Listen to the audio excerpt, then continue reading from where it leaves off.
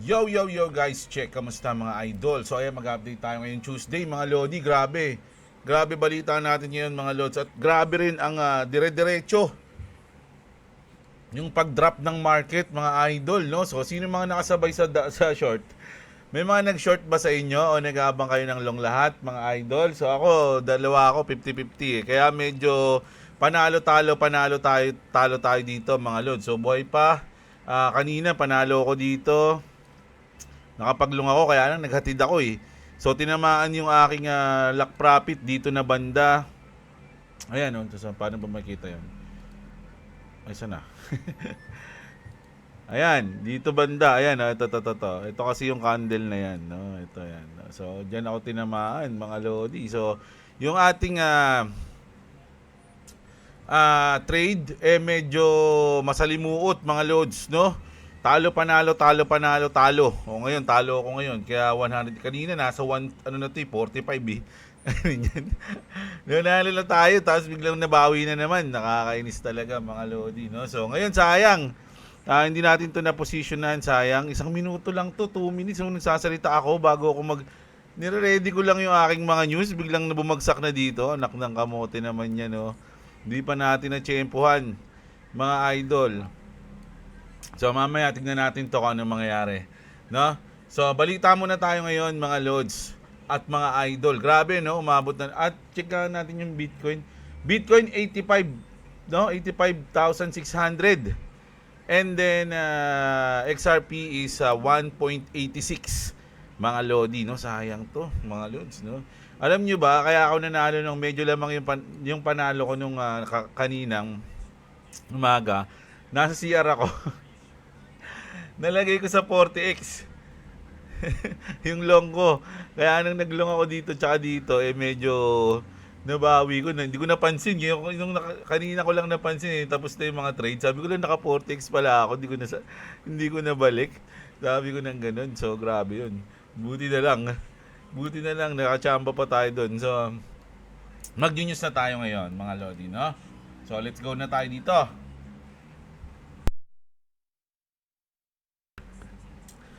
Maraming nagsasabi o nagkakaroon ng haka-haka, no, kung ano talaga ang reason kung bakit bumagsak ang market. Sabi nila ina-anticipate yung Japan, which is sa tingin ko ayun talaga yun eh.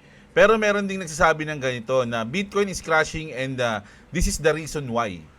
Bitcoin is down today for a very simple reason. And almost nobody is explaining it properly mga lodi, no. So hindi daw Japan. It's coming straight from China. China naman to, mga lodi. Ba't China? Di ba? Anong mo? Ba't China? And the timing matters, sabi niya rito. That's right. China's crashing Bitcoin again. Here's what happening, mga lodi, no? What's happening, no? China just tightened regulations on domestic Bitcoin mining again. So, nung nakaraan, binalita natin to, mga idol.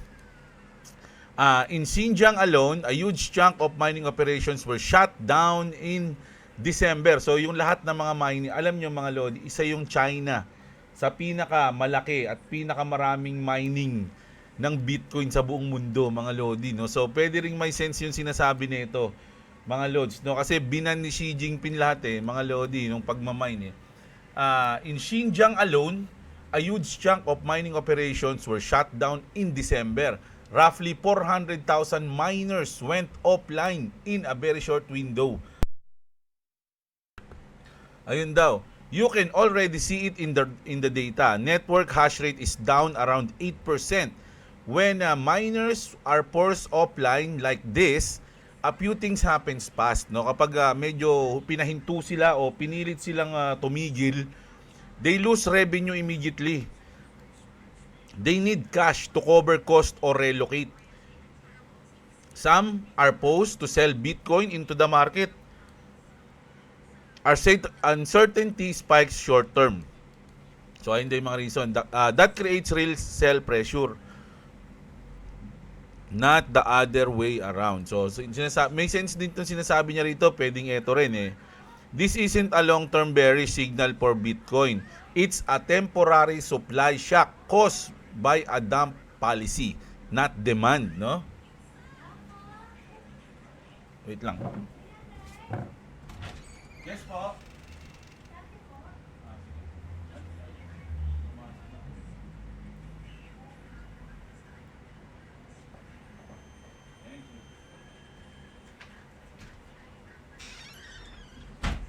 At ayun, may shopping dumating. Wait lang. Hindi na. Grabe naman si Madam, oh. May dumating pang shopping. Asan na ako? That creates real self-pressure. So, totoo yun, mga Lodi, no? Not the other way around. This isn't a long term. It's a temporary supply shock caused by a dumb policy, not demand. We've seen this movie before, sabi niya, no? China cracks down, miner shut off, hash rate dips, price wobbles, network adjust, Bitcoin moves on. No? Ayun, yung pinaka-final doon. We should expect more pain in the short term. But long term, this doesn't even matter. Ayun yung sinasabi ko lagi, mga Lods. No? Yung pagbagsak ngayon, pag-drop ngayon, it doesn't matter kung long term ka. No? By the way, I called the exact bottom in 16K 3 years ago and also the top at 126, and I call my next move publicly like I always do. Many people are gonna wish they followed me sooner. Parang nagbuhat bigla ng bangko. Okay na sana, kaya lang bigla nagbuhat ng bangko eh. So, pwedeng tama yung sinasabi niya, mga Lods, no, na medyo temporary lang, no? Temporary lang yung mga ganitong drop. Mga idol, naniniwala ba kayo doon na pwedeng temporary lang to? Hindi siya long term. No? So once na maka-recover na yan, bumalik na yan, babalik na tayo at mag-stand out na uli. Tangina, sa akin, hindi ako nakasabay dito, malas Ang daming ano ngayon sa akin ang daming parang wrong timing moment, yung malas moment, yung ganun. Kanina din nung bumibili ako, isa na lang yung bibiling ko. Nilampasan ko pa, sabi ko babalikan ko na lang. Tapos pagbalik ko, wala na, nabili na.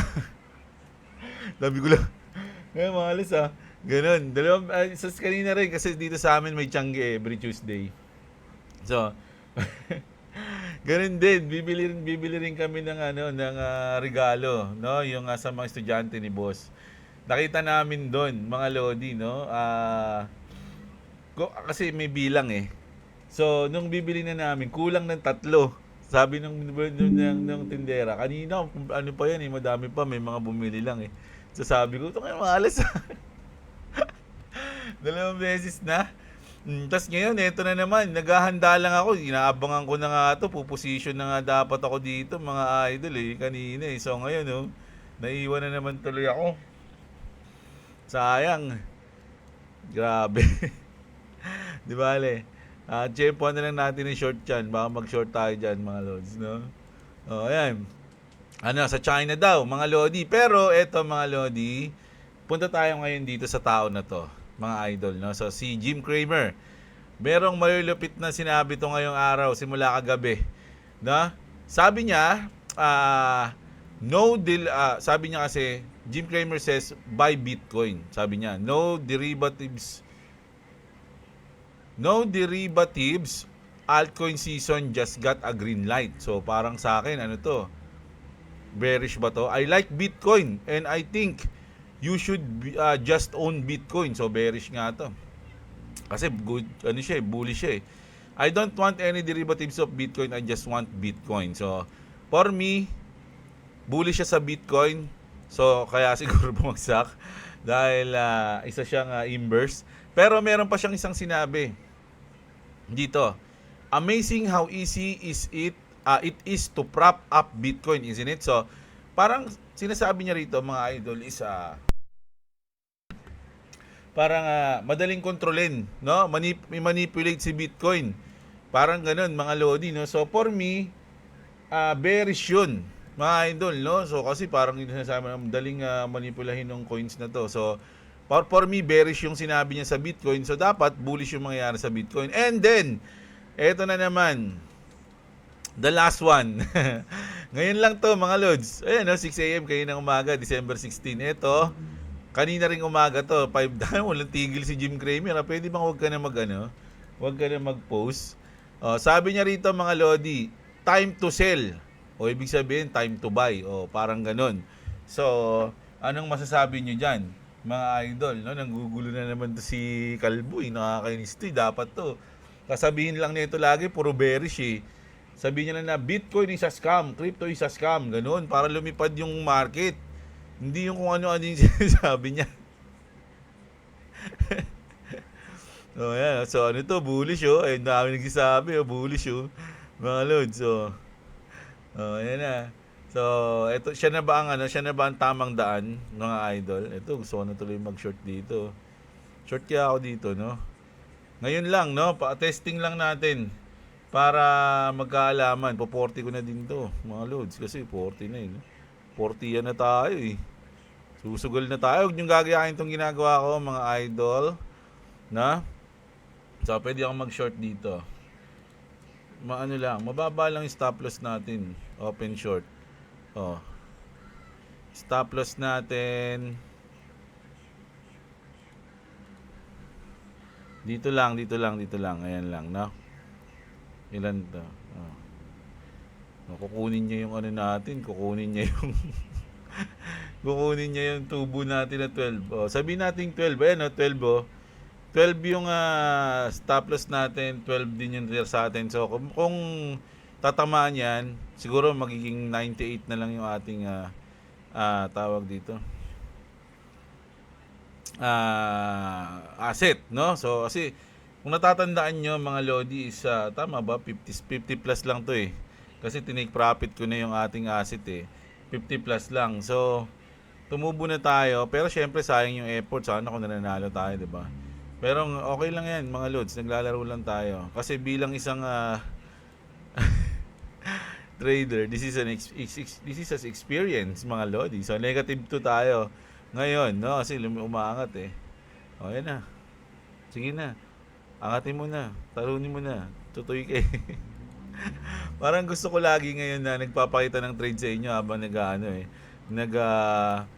nag-update, no? Para nakikita nyo. Kasi yung iba sinasabi, wala ka naman eh, payabas ka naman eh. Okay na. O, ito na. Nako. Read between the lines. That was not a casual comment. The same SEC Chair Paul Atkins who ended the Ripple case just admitted blockchains are more transparent than any legacy financial system ever built. He specifically used the words public blockchain, legacy financial system, ledger. Ano ba yung mga yan, mga lodi, no? If you think Ripple isn't a part of what's quietly being prepared here, you're not paying attention. You are so poor, you can't even pay attention, sabi.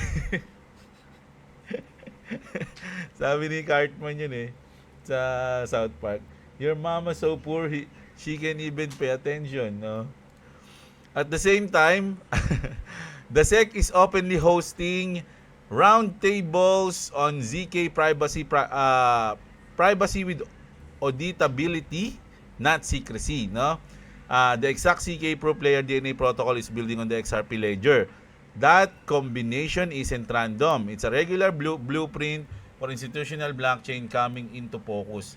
Something is clearly brewing behind the scene and the tone has completely changed, no? So lahat ng mga pinaplano ngayon, mga idol, lahat ng mga binabalak o lahat ng mga naiisip ng mga tao na pwedeng mangyari sa future, parang for them o for sa mga readers natin, iniisip nila na Ripple yung nasa gitna nun, mga lods, no? Ayun yung parang sinasabi diyan.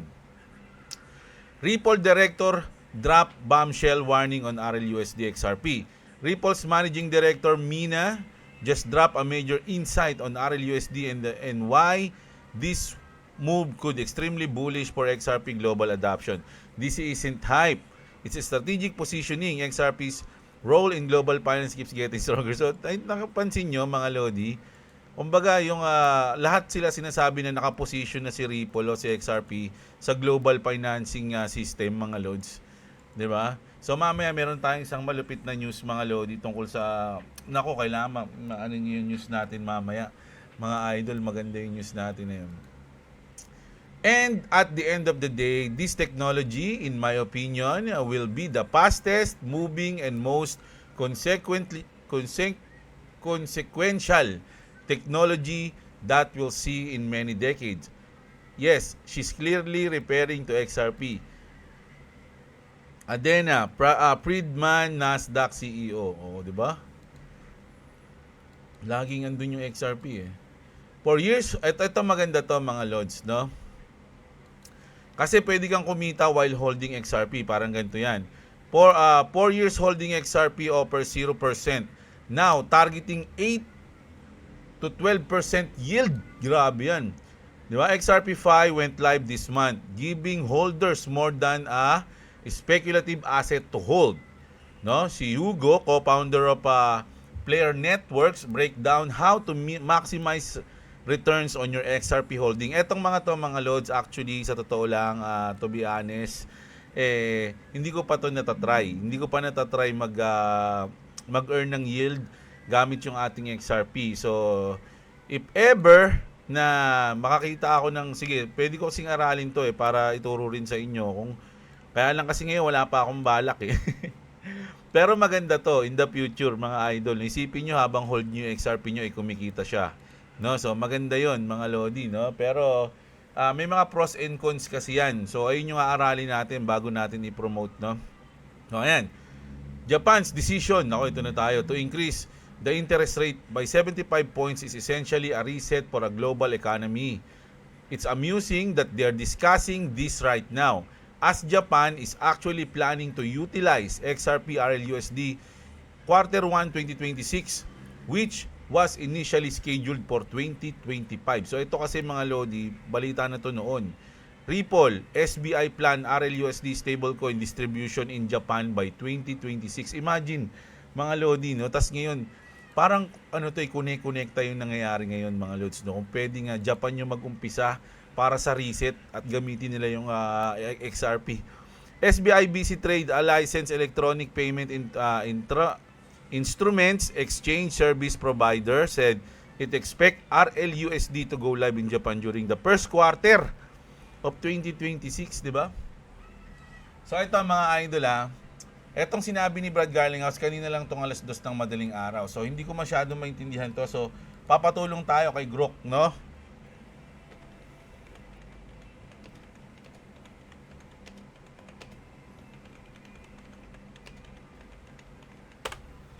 Ayan. Para sabay-sabay nating malaman kung ano man yung ibig sabihin ni Brad dyan. Naintindihan ko naman ng konti, pero mas maganda yung di ba? Ang post na ito sa X, dating Twitter, ay mula kay Brad Garlinghouse, ang CEO ng Ripple, no? Kumpanya sa likod ng cryptocurrency na XRP. Noong December 15, 2025, which is kahapon to, siya ay nag-react sa isang artikulo ng The New York Times, no? Na inilathala noong December 14. Ano ang sinabi ng artikulo ng NYT? Ang artikulo ay nag-uulat na matapos bumalik si Donald Trump sa White House sa kanyang second term, ang Security Exchange Commission ng US ay biglang humina o huminto sa maraming kaso laban sa mga crypto companies. Halimbawa, no?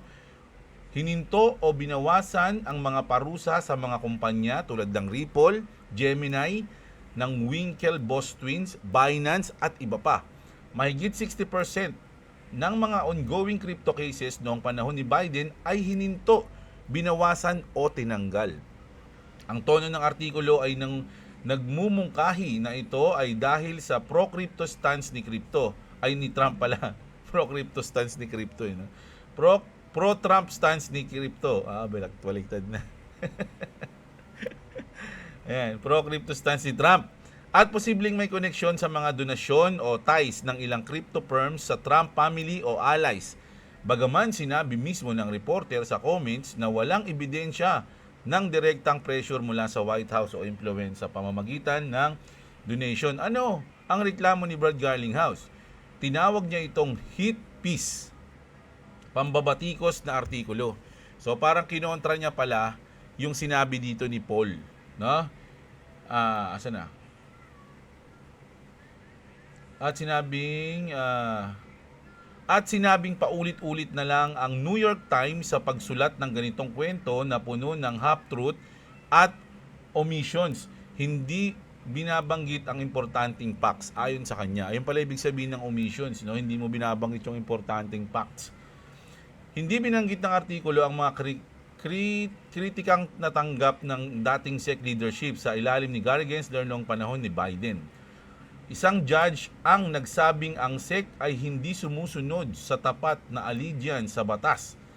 Isang pang-judge ang nagsabing ang mga aksyon ng SEC ay arbitrary and capricious, walang basihan at labag sa proseso. O ayun, hindi sinabi yun ng New York Times. May judge pang nagmula sa SEC dahil sa pinasinungalingan sa korte sa mga crypto cases.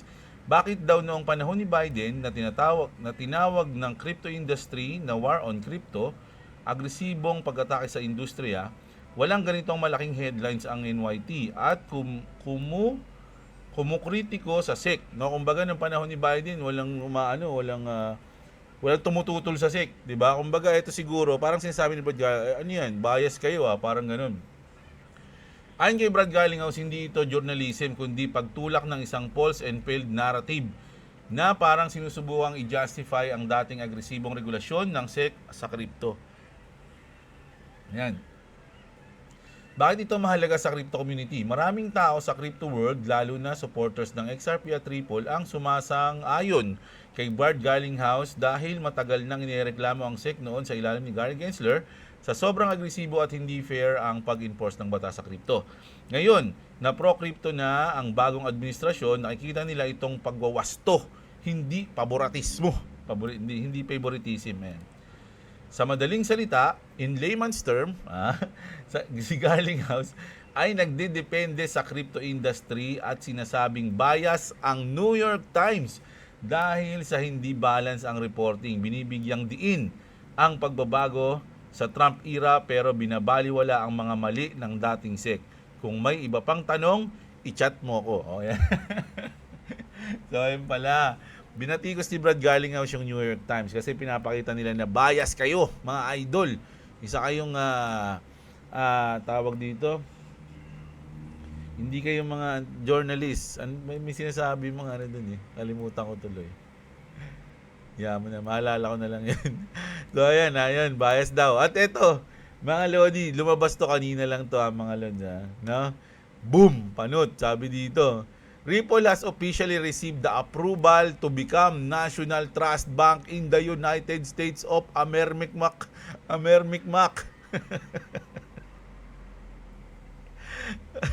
Ayan na, mga Lods, no? Ito mga Lodi, sabihin ko lang sa inyo. Tayo, seryoso ako mga idol. Muntik na tayo tamaan Seryoso tayo mga idol nagtitrade tayo mga idol, pero more on meron kasi akong bodega na, no? Kumbaga paano ko ba sasabihin to? Yung bodega natin, for me sapat na yon. Although maliit lang yun, sapat na yon. So kahit ano pa mangyari sa market ngayon, bumaba, mag-zero, hayaan ko lang yun doon mga Lods, no? Kasi hindi na para sa akin yun yung binodega ko na yun. So yung mga binodega ko na yun is para sa mga, siguro kapag medyo gumanda yung 2026, mapapakinabangan ko pa. Pero yung makakatulong pa rin ako sa parents ko, ganun. Pero kung hindi na talaga, kung matagal talaga akong pag-aantayin ng market, is willing naman ako maghintay kasi ang priority nun is for sa mga anak ko na yun, no? So ayun yung akin. Ngayon nagtataka kayo, Jeblo, wala naman, puro lang tawa yan, hindi naman yun laging masaya yan kahit bagsak yung market.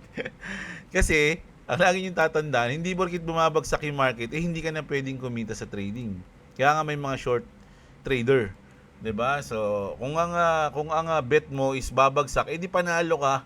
Ganun yun mga Lods. Pero yung long term, kaya nga sinasabi ko, pag nagbubudega, long term, no? Pero pag nagti-trade, short term, no? Short term 'yan. Kumbaga, yung ipang ti-trade mo diyan, dapat willing ka nang mawala. Yan mga Lodi, no? Kung tsaka ang tawag dito, risk management, no? Kaya nga tayo may mga ganyan, naglalagay tayo ng stop loss, naglalagay tayo ng lock profit, 'di ba? So ganun tayo mga Lods, no? Kunyari tinamaan tong lock profit ko, meron pa akong pang trade. So mag-iisip ako ngayon, saka mag-a-analyze na naman tayo kung anong gagawin natin diyan. Kung mag-short ba tayo o maglulong. Ganoon na naman 'yun mga Lodi. Ngayon, Baliwala na ngayon yung ano eh, sa totoo lang ito, sabihin ko sa inyo, baliwala na, to be honest mga Lodi, yung TATA na yan. Sa nangyayari ngayon, kasi imagine experience ko to mga Lods. Imagine kahit dito ka nakaposisyon ng long, boom, pumasok yan dito. Hindi mo naman may isip na ito na yung pinaka-top eh. Isipin mo lilipad na yan. So hindi ka magte-take profit dito. Hindi mo mahuhuli yan, no? Ayun nga yung isa yun sa mga rules eh. Hindi mo mahuhuli yung top, hindi mo mahuhuli yung bottom. Hindi mo mahuhuli yan. So ang mangyayari, bago ka mag-take profit, baka bumaba pa dito yan. So hindi siya, kunyari, ang tubo mo na rito $100. Uy, syempre aasa ka pa na tumaas yan. O maglalagay ka ng lock profit, etc. etc. So kung tamaan man yung lock profit mo, hindi mo nakuha yung top kasi inaasahan mo baka lumipad pa siya. Ganun din, vice versa sa short. No? Hindi mo rin matitsempohan yung bottom. Pero kanina nakatsempo ko. Asan na ba yun? Ayan oh, kita niyo yan. Mga Lodi. Ayan oh, kitang-kita yan. Kitang-kita ko yan. Yes, ito yung ano natin. Oh. Ito yung lock profit natin yan. Oh. Pero chamba lang yan, syempre. Chamba lang yan. So, tawag dito. Wala tuloy ako eh. So, masaya lang ako kasi syempre kahit papano, yung bodega ko hindi ko nagagalaw. Ayun pala yung pinaka-point na gusto kong sabihin. Yung bodega ko, yung bodega ng mga hinuhold ko, hindi ko sila nagagalaw. Yung mga pinang-trade ko rito, ito na yung mga panalo ko ng mga una, tapos nadadagdagan ko pa nga yung bodega ko, hindi ko siya nagagalaw, nadadagdagan ko pa siya. 'Di ba? Nadadagdagan ko, tapos kukuha-kuha na lang ako kasi alam ko naman kung magkano yung bodega ko sa mga yun, kung ilan yung mga coins ko doon. Halimbawa, meron akong 50 million na SHIB. Ganun. So, kung sakaling kailangan ko ng pang-trade, tapos nabodegahan ko yung SHIB, naging ano na siya, naging 70 million. 50 million ka lang, kunin ko na yung 20 million muna pang-trade. Ganun. Ganun yung, ganun yung inaano ko. So, sa akin, sapat na yung mga nabodega ko. And then, etong mga nilalaro ko rito is for ano na lang, para hindi ako maaning sa crypto, mga lods. No? Kasi kapag kaganyan, wala kang ginagawa, tinitignan mo lang yung bodega mo, na bumababa, tumataas, bumababa, parang nakaka-stress yun, di ba? So, ang gagawin ko, para hindi ako may stress, hindi ako maburyong, magti-trade ako, mga lodi, no? So, yun lang, trading lang tayo. Pag kumikita, masaya. Pag natatalo, may natutunan. Laging ganun, no?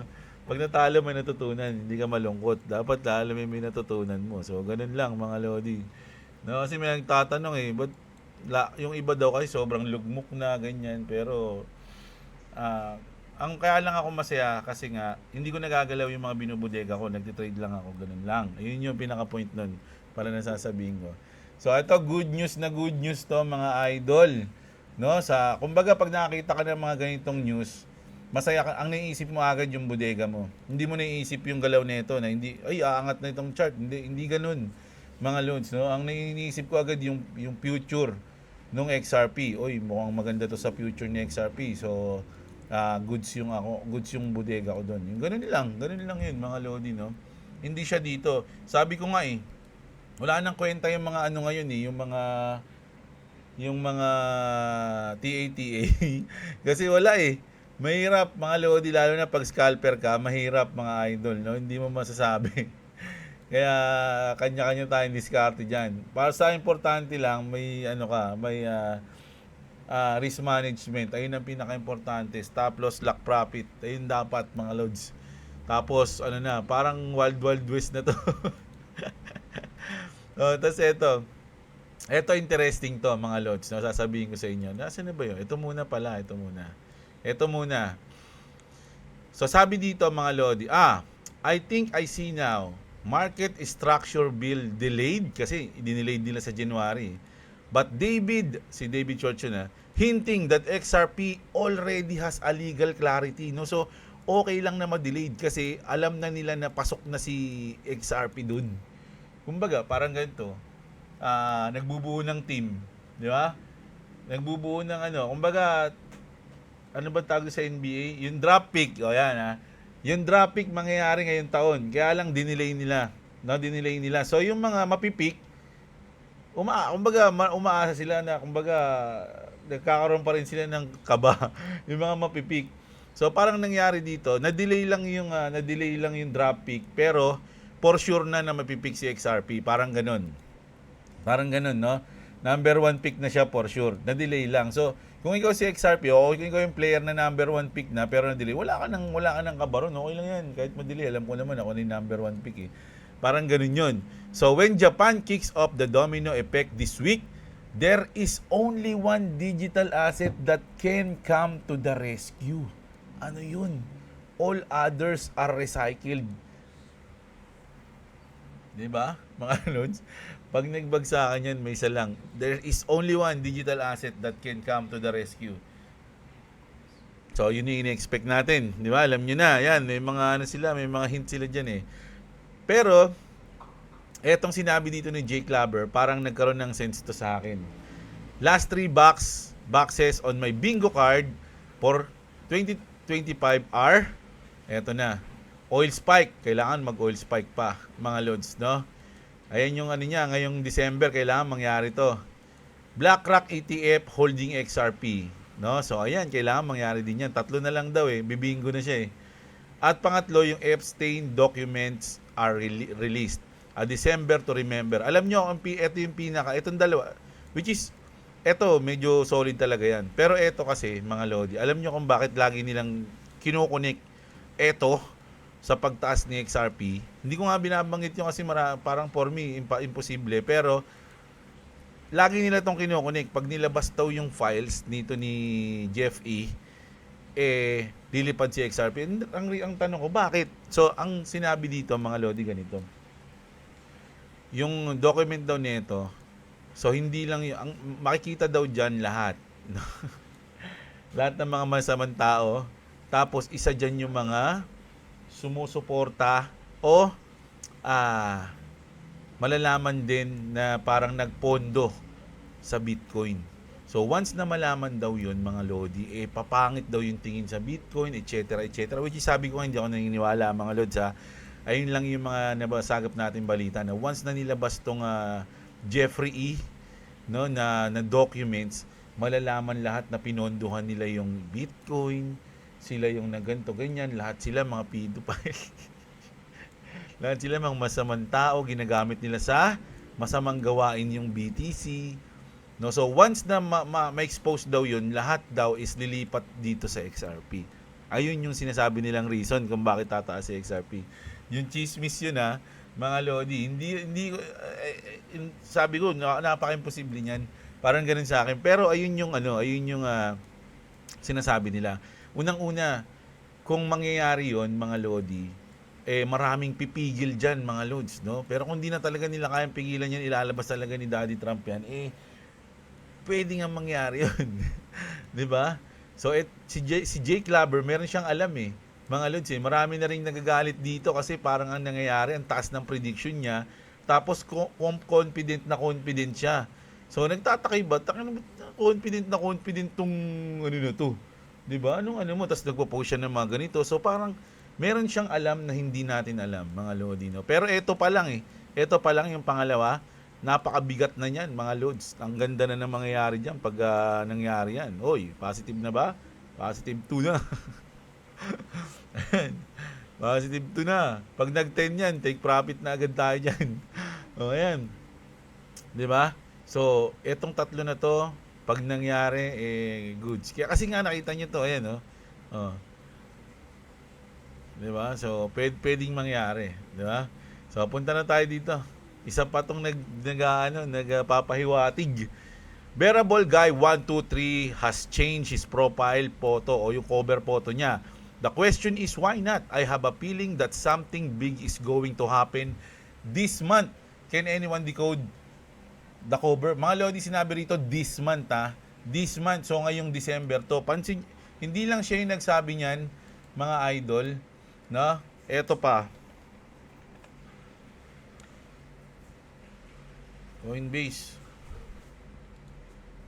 Coinbase, mga Lodi, nag-post din, no?